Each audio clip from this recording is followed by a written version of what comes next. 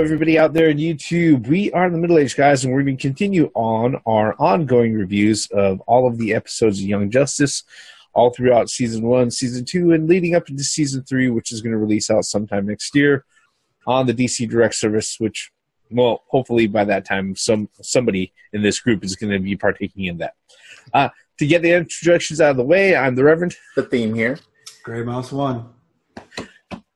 We are actually on episode number 3, which is Welcome to Happy Harbor, and that one actually aired out initially on January 21st, 2011. It's kind of funny because the first 2 episodes, which happened as a special event, a premiere event, those aired out on November 26, 2010, and there was literally like over a month break. Mm-hmm. So I guess if you say that if this wasn't an indication of the type of support that Cartoon Network was going to give the series, it's kind of a sketchy indication from the get-go, but I digress. All right. We're going to do like we did with the previous episodes. We're going to go ahead and do a short review. We're going to give you our thoughts, what we liked, what we didn't like, or if we had a choice, what we would change. And also, go ahead and discuss, hey, this is the sort of thing that I picked up now that I've seen it, second, third, 12th, 15th, 64th time, like I said before, that actually sets up or is a big hint to things that are coming in the future. All right, quick synopsis. Basically, you have the brand new team, Aqualad, Robin, Superboy, Kid Flash, and Miss Martian, all there at Mount Justice, pretty much all set alone. No missions, no nothing going on, and they are simply told by Red Tornado to go ahead and enjoy their time together. During that time, while they're flying out around Happy Harbor, New England, turns out they run into a particular villain called Mr. Twister. Thinking that it's the Red Tornado in disguise, just going ahead and giving them a test or something like that, they confront Mr. Twister, with that sort of with that pre-conclusion in mind, and turns out they were wrong. They get their butts kicked. Everybody seems to fall apart as far as them not trusting each other, them not feeling like they're a team. Things go sour. Then all of a sudden, when they go ahead, they reconfront Mr. Twister. Miss Martian comes back. She's got a plan. They go ahead. They defeat him. Finds out that Mr. Twister is actually after Red Tornado himself, trying to go ahead and get to him to go ahead and actually reprogram him. And we find out that Mr. Twister is connected to, I believe, Dr. Tio Morrow and Bronwyn Stick, which is the guy that was supposed to be piloting Mr. Twister, but turned out that was another android inside also. Once all of that happens, basically they end up saying, oh, well, even though they lost Mr. Twister and the armor and everything else, Dr. Tio Morrow says that the information that they gathered, even though it was a failure, was actually really, really valuable. And that's pretty much where they end the episode. All right? So, on with the proceedings. I'm going to open up the floor right now, guys. What is the one thing that you liked, or one of the one things that you picked up that you liked about this episode? The interaction with everyone. Once again, you start learning about them and their limitations as things go along. They gave you a tour of Happy Harbor. They gave you the thing about the bioship, the bioship's capabilities, which is owned by Miss Martian. It can go camouflage. It can travel at a great speed. You find out what Kid Flash's limitations are. They start revealing secret identities to each other, with a couple of exceptions. And then you have the whole naivete with Miss Martian, and then Superboy's anger issue that really comes into play in this episode, with things being built up and things falling apart. I really like the interaction with those characters as far as that regard, and we know and we see the maturity that involves with Calderon, aka Aqualad, to try to keep things together at certain points. Cool. What about you, Gray Mouse? What stood out to you as one of the things you liked about this particular episode? I like the fact that they're not a team yet. That's a good thing. It's like they didn't just all of a sudden, okay, so because in the previous episode, you know, they were just forming up, and then to have the third episode to where they're still not quite there yet, they're still not trusting each other there. You know, the trust ain't there. The teamwork obviously isn't there. It's like Robin again goes off on his own, as always. You know, well, not as always, but as far as up to the point where we're at now. You know, so you're seeing team building, and you know, pretty much like what the theme just said. You know, you're seeing team building and learning each other's limitations and quote unquote powers. And I kind of like how they even went back to Speedy again, trying to get him like, hey, we're a team now. Why don't you come back? Or why don't you come home with us, you know, to the Mount Justice? And, you know, it's great. He was telling, you know, the guys were telling how great it is while fighting a villain, which was kind of funny. But, yeah, I do like the fact that they're not a team yet. And I like that that they're in the process of building up, trusting each other, learning each other's powers, what they can and cannot do, and then throwing in, you know, other story elements along with it. You know, the Speedy's element, and then, like you said, towards the end, you know, that with Twister, you know, like what test is that? What test was excellent? You know, even though they failed, but what's going on? So I like that. Yeah, I think one of the things about this that I really liked, you know, yes, I like the team building. I also like the fact that we're learning more about the characters and everything else.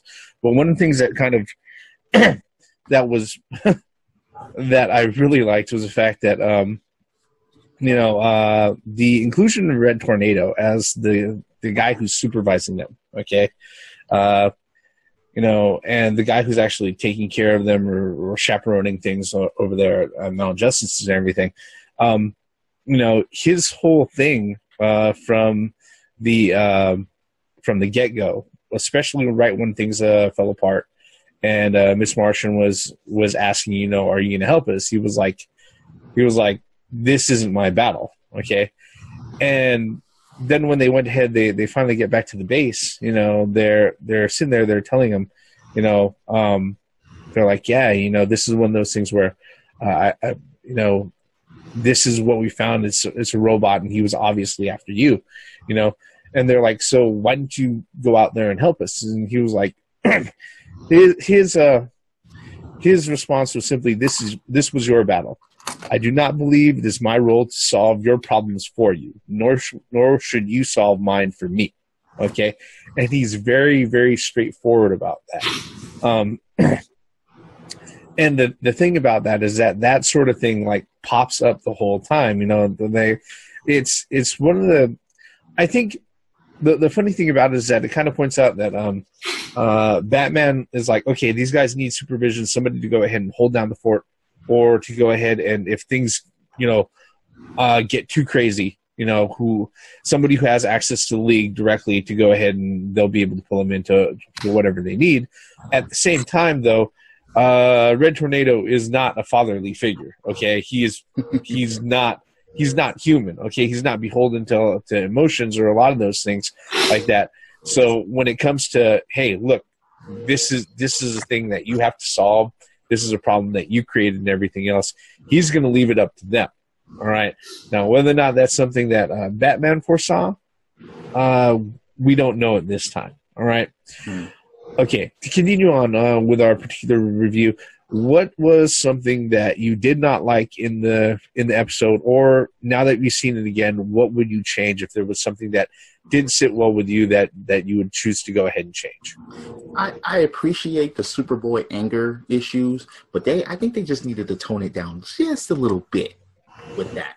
Even though it is his character at this point in time, but it has character development involved. I just think that they should have toned it down just a little bit, especially, you know, he took it very, very, very personally when Miss Martian was reading his mind and everybody else's mind, or communicating with them through telepathy. I mean, Superboy let her have it the whole freaking episode. The whole freaking episode, he was focused on her and just like, damn. But you see what it's developing into between those two. And then you have Wally just hitting on Miss Martian, just hitting on her. And that just takes place. And it's like, okay, yeah, these are teenagers and all, but they're superheroes. So I kind of understand, but they just toned it down just a little bit. Let's see. What about you, Grey Mouse? What did you think? Was there anything you didn't like or anything you would have changed now that you've seen this, the second or third time? I think the ones that I was going to complain about, Theme already did. I did feel that they were trying to push this Kid Flash romance thing a little too much. It felt that way because he was like always in Miss Martian's face. I mean, constantly in her face. I mean, I understand attraction. I understand they're teenagers and hormones are going wild. But I mean, even Robin was partaking in it a little bit as well. So I mean, it's fine, I guess. But yeah, that's the only thing that I could really think of that really bothered me. Yeah, I'd have to say that if there was, by and large, I'm not bothered by this particular episode. I'm not bothered by too many things in this episode. But yeah, if there was one thing that I would sit there and change, a little bit, is maybe tone down the amount of, like the theme and like you said, the amount of teenage angst and hormonality that everybody was running around with. But let's just face it, they're teenagers and they're going to be stupid. Well, we've all been there. One thing I think was the fact. I guess they were trying to really pull that. They're a bunch of teenagers and they're getting cabin fever. Is pretty much what happened in this episode. They were antsy. They want to be pulled out or given missions all the time. I mean, even when they went to go greet Red Tornado, they're like, "What did Batman say? What did Batman say? Give us a mission." They were getting a little antsy and they were also getting. A little cabin fever. So, yeah, I mean, what they're there for, but I get your point. Yeah, yeah. I think like you said, Theme. It was just a little bit too much, a little on the nose. Okay. Yeah. Exactly. But putting all things in context, we understand why they do that. It's just maybe just a little too on the nose for our liking. Again, though, we're seeing this for maybe like the 3rd, 4th, 5th, 12th, 16th, 54th time. All right. So. Take it as you will. All right. Given that in mind, now that we've seen it the 3rd, 4th, 5th, 12th, 54th, 60th time, what was one thing that you picked up now in watching this episode that is like, whoa, wow, this really sets up something that happens in the future, in future episodes, or something that's going to happen with a major storyline arc down the road? Hello, Megan. Look. You see, you can kind of see her fixations with Superboy. That's obvious. You see Wally's fixations with her. You see Robin going out on his own. You see Superboy's anger issues. You see, and Aqualad, he's the most level-headed. You see all of that. Plus, Robin with his little catchphrases. Okay, anything that's dis, he'll take away, like distraught, he'll say trot. It's kind of, are you disturbed? Well, yeah, get turbed. He starts doing that. Yeah, there are a couple of things that set things up down the line, but Hello, Megan was the thing that caught me the most. Let's see. What about you, Grey Mouse? I just go right into it. The whole Red Tornado thing is there's a couple of story arcs that's going to happen later that involves him. Why was Twister wanting to reprogram Red Tornado? So that is a major plot later. And, that's something that I picked up. It wasn't as, now that I know, hindsight's 2020, right? Now I know what's happening later. I like, oh, okay, now it makes more sense. and the cryptic messages that Dr. What's his name again? Tio Mara. Tio Mora. Yeah, it makes more sense now what he said because we know what's going to happen later. So yeah, I mean, again, you know, DC does it again. Or I'm sorry, Animation, Warner Brothers Animation did it again, and they're setting these plots up, and you don't really know what's going on unless you watch the whole series, and then it just makes a lot more, you know, it's like more eureka moments, like, oh, okay, it makes sense. It makes even more sense, these little hints that they give you. Yeah, definitely. Just like the first two episodes, there are a lot of things that they're setting up. Like you said, one that I had noted down was the whole Red Tornado thing and Mr. Twister going after him specifically. Yeah, and then showing Dr. Tio Mara at the end, and then the other thing that I noted was related to what the theme was saying about, you know, Megan, you know, Miss Martian. Hello, Megan. Her whole thing about the cookies. All right. When the cookies burn, burn and she runs back to the episode. Yep. Yeah. When she runs back to the kitchen, she sits there and she goes, "Oh no, I was trying out Granny Jones' recipe from episode 17 of, yeah, you know, which if you sit there, if this is the first time you're watching it, it sounds really kind of out of place. But when you actually get into a lot of her background a lot later, I mean, literally 20 episodes later, yeah, this makes a lot of fucking sense. And right? that was the thing. That's why I said, hello, Megan, because that alone spells out a lot that's going to be happening later. You know, I could add that to one of the things I hate. I hate that. It just makes her look, I mean, it makes her look, I know she's imitating, you know, Earth culture or whatever, but it irritates the fuck out of me every time she says that. I'm sorry. I'm just going to say that. It just irritates, it just gets under my skin. It's like, because she is not a bimbo. And that's what it, you know, it just irks me. That's one thing that irks me is that hello shit. Well, not so much a bimbo, but I'd have to sit there and say that it's definitely an airhead catchphrase. Yeah. Right? Yeah. And it's something that, you know, as the funny thing is that I don't think she says it at all in the second season at all. Once they get past that, she stops saying that, and you know, and once everybody finds out what that's from, you know, she completely gets past that, which actually is another cool thing. But you know, I think we've come full circle and we've covered everything in this particular one. We've run down the synopsis, what we liked, what we didn't like, or the things that we could have changed, and also the big setups that we've seen so far. Was there anything else that we wanted to go ahead and add to this particular one? No, I'm good. Yeah, I'm good Yeah. too. Yeah, actually, I think we're actually around 16 minutes with this. We're doing pretty well. So I'm going to marvel at this because, you know, sooner or later we're going to actually get this down to like 15 minutes on a consistent basis. And, you know, that's going to be something. I think that would actually depend on the episode because there are certain episodes that have way too much to it. This is just an introduction stage. But True, but I'm just saying for our own sakes because we're still really, really new to this. All right. But yeah, that's pretty much our thoughts on episode number 3 of season number 1, Welcome to Happy Harbor, that was aired out originally on January 21st, 2011. Oh, wow. Geez, that's 6 years ago, over 6 years ago. Yeah. All right. Like I said, if you're looking for a spoiler warning, this episode is, you know, almost 7 years old. So please don't ask for that. All right. But I think that's pretty much going to wrap it up for our particular review of episode number 3 of season 1 of Young Justice. Welcome to Happy Harbor.